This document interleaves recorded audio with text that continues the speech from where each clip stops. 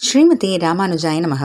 வசுதேவசுதம் தேவம் கம்சச்சாணூரமர்தனம் தேவகீ பரமானந்தம் கிருஷ்ணம் வந்தே ஜெகத்குரும். நாள்தோறும் பகவத்கீதையில் 11வது அத்தியாயத்தில் அர்ஜுனன் கேட்க பகவான் தன்னுடைய விஸ்வரூபத்தை அர்ஜுனனுக்கு காமிக்க போகிறதா நம்ம பார்த்தோம். இன்னும் அர்ஜுனன் பார்க்க ஆரம்பிக்கலை. பகவான் அதை பற்றி சொல்லிட்டு வராரு சுருக்கமாக. இப்போ இந்த 8வது ஸ்லோகத்தில் பகவான் என்ன சொல்ல போகிறாருன்னா, இதை பார்க்கறதுக்கு உனக்கு சிறப்பான உயர்ந்ததான கண்கள் தேவை அப்படின்னு சொல்ல போகிறாரு. அது எதனால அந்த உயர்ந்த கண்கள் தேவை அப்படின்றத நம்ம இப்போ பார்க்கலாம். நது மாம் சக்யசே திரஷ்டும் அனேனைவ ஸ்வசக்ஷுஷா திவ்யம் ததாமி தே சக்ஷுஹு பஷ்யமே யோகமைஸ்வரம். தே திவ்யம் சக்ஷுஹு ததாமி. தே உனக்கு திவ்யம் சக்ஷு ததாமி. திவ்யம் அப்படின்னா மிக உயர்ந்ததான சக்தி படைத்த கண்களை கொடுக்க போகிறேன் அப்படின்ட்டு பகவான் சொல்கிறாரு. எதுக்கு அப்படிப்பட்ட கண்கள்? எதை பார்க்கறதுக்காக அப்படின்னா, மே யோகம் ஐஸ்வரம், என்னுடைய கல்யாண குணங்களின் சேர்க்கை, உருவத்தில் இருக்கக்கூடிய அழகு, என்னோட உருவத்தில் அனைத்தும் அடங்கி இருக்கும் அந்த தன்மை, என்னோட நியமன சாமர்த்தியம், சக்தி அப்படின்னு இந்த போல இருக்கக்கூடிய பல விஷயங்களை, இது அனைத்தையும் கொண்ட என்னோட உருவத்தை பார்ப்பாய் அப்படின்ட்டு பகவான் சொல்கிறாரு. சரி, இதை பார்க்கறதுக்கு எதுக்கு இப்படி உயர்ந்ததான கண்கள்? இருக்கக்கூடிய கண்கள் போதாதா? ஏன்னா இப்போது பார்த்துட்டு இருக்கக்கூடிய பகவான் அதே வேறு ஒரு உருவத்தில் பார்க்கணும், அவ்வளோதானே அப்படின்னு கேட்டால், மாம் தூ அனேன ஸ்வசக்ஷுஷா ஏவ, என்ன நீ உன்னுடையதான இந்த 2 கண்களால் திரஷ்டும்ன சக்கியசே, பார்க்க முடியவே முடியாது, பார்க்க இயலாது அப்படின்ட்டு பகவானே அதுக்கு பதிலும் சொல்கிறாரு. எதனாலன்னு கொஞ்சம் யோசிச்சு பார்க்கலாமா? ஏன்னா பகவான் அப்ராக்கிருத்தமானவர், அப்ராக்கிருத்தமான திருமேனி உள்ளவர் இல்லையா? அப்ராக்கிருத்தம் அப்படின்னா என்ன அப்படின்னு பார்த்தீங்கன்னா, பிராக்கிருத்தம் அப்படின்னா இந்த பிரகிருதி மண்டலத்துக்குள்ளே அடங்கி இருக்கக்கூடியது. இப்போ நம்மளோட உடம்பெல்லாம் எதான ஆயிருக்கு அப்படின்னு பார்த்தீங்கன்னா, பஞ்சமகாபூதம், அதாவது நிலம், நீர், ஆகாயம், காற்று அப்படின்ட்டுலாம் சொல்கிறாங்க இல்லையா? அந்த 5 பஞ்சபூதங்கள்னால ஆகக்கூடியது தான் நம்மளுடைய உடம்பு மட்டும் இல்லை, இந்த உலகத்தில் இருக்கக்கூடியது எல்லாமே. இதுதான் பிரகிருதி மண்டலம்னு சொல்லுவாங்க.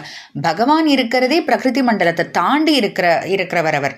அவருடைய திருமேனினா அவருடைய உடம்பு அப்ராக்கிருத்தமான விஷயங்களால் செய்யப்பட்டது. அப்ராக்கிருத்தம்னா இப்போ நம்ம சொன்ன இந்த பஞ்ச பூதங்கள்னால ஆக்கப்பட்டதில்லை பகவானுடைய உடம்பு.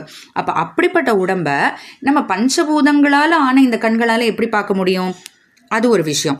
இன்னொன்று, அளவுக்கு உட்பட்ட நம்மளோட இந்த அர்ஜுனனுடைய அந்த கருவிகளால், அதாவது கண்களால் அளவுக்கே உட்படாத பகவானை எப்படி பார்க்க முடியும் இல்லையா? ஏன்னா பகவானை பற்றி சொல்லும் போதே என்ன சொல்லுது உபனிஷத்கள், வேதங்கள்லாம், யதோவாச்சோ நிவர்த்தந்தே அப்பிராபிய மனசா சக அப்படின்ட்டு. அதாவது நம்மளுடைய வாக்குக்கும் நினைவுக்கும் எட்டாதவர், வாக்குக்கும் நினைவுக்கும் கூட, ஏன்னா வாயால் கூட ஒழுங்க பேசுறது கஷ்டம், ஆனால் நினச்சி பார்த்துட முடியும் இல்லையா? சில விஷயங்கள் நம்மளால் நினச்சி பார்த்துட முடியும், ஆனால் அதாவது வாயால் சொல்ல முடியாது. ஆனால் பகவானை நினச்சி கூட பார்க்க முடியாது.